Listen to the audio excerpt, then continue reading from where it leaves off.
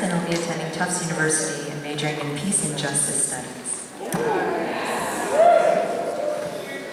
Good evening. My name is Andrew Goldblatt. I'm 18 years old. This is my 9th year in the choir. I'm the president of the Singers Council, and we are so excited to be here tonight.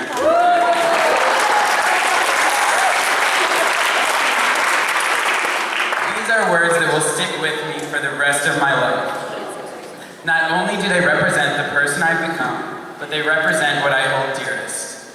The Chicago Children's Choir has developed me into a musician, a dancer, a speaker, a leader, but most importantly, the choir has taught me what it means to be a part of something larger than myself. I often tell the story of my first experience with the choir when I was 9 years old. I exited the Allegro rehearsal with tears in my eyes, whining about how mean they were to me, how untalented I felt, and how I would never go back in there again. I remember talking to Miss Jocelyn Smith and then later to my father, who eventually convinced me to return. I think part of it was my dad telling me Bruce Springsteen sang in a children's choir, which I found no evidence of earlier today. But although my choir experience started by a lie and by force, something about this place drew me in. They just weren't doing what people were doing elsewhere. In the choir, Jews sing Christmas carols, Christians sing Hanukkah songs, and we all sing South African music. No one bats an eye. It's a seemingly simple but impossibly profound concept. I felt incredibly lucky to have served the choir over the past 9 years. For someone like me, who I always say is good at the non-singing aspects of choir, this is the opportunity of a lifetime. We get to work with world-class performers, sing at world-class venues, and are taught to perform with excellence. Never again will many of us have the opportunities that we have here. Additionally, the choir gives us a purpose in our high school years. The mission is real and it's relevant. Rather than looking exclusively towards the future and what's next, as they do for many high school students, the choir allows us to make an impact today, which brings me back to what I said before. The choir allows the singers to be a part of something greater. Here we're able to serve a purpose. It doesn't matter how good or bad your day went. When you walk into the rehearsal room, you're one of 4,000 brothers and sisters. You sing what the group's singing, and you do what the group's doing.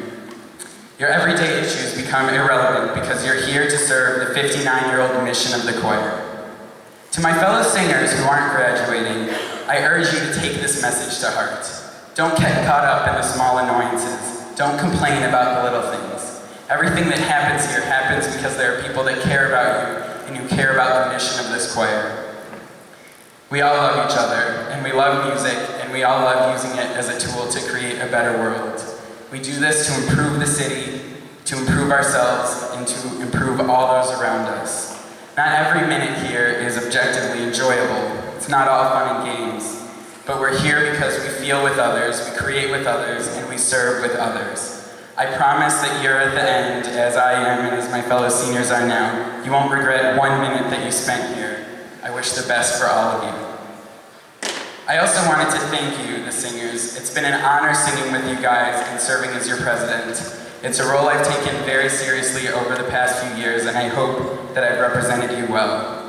In a similar regard, I'd like to thank the staff for every lesson they've taught me and every minute they've tolerated my frequent office visits, which again happened today starting at 1 p.m.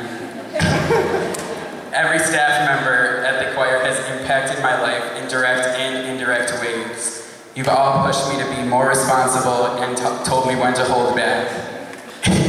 It's because of you that I've been able to have the experience I've had here. I'd also like to throw in a thank you to my parents and all the other parents who've given me rides and coordinated things, and for all the support you've given me and my fellow singers over the years. I promise I'm wrapping up, but I just wanted to say that when my grandmother passed away in 2007, it was a very traumatic event for my family and me. My dad lost his mother, and my grandfather, who traveled all the way from LA to be here tonight, lost his wife. and I lost my biggest fan. When she was alive, she always reminded me that I had something beautiful and relevant to offer the world, and she motivated me to continue doing what I love. Before every concert, I take a moment to dedicate my performance to her, because the joy and love she brought to my life and the life of all those around her was unparalleled by anyone, and I always strive to give back even a fraction of what she gave to me in the world. Unlike the legacy she has left in my heart, I don't feel I leave a special legacy at the choir. I don't think anyone does. The beauty of this choir is that the whole is infinitely greater than the sum of its parts. We are here to serve a mission that is larger than ourselves. Thank you.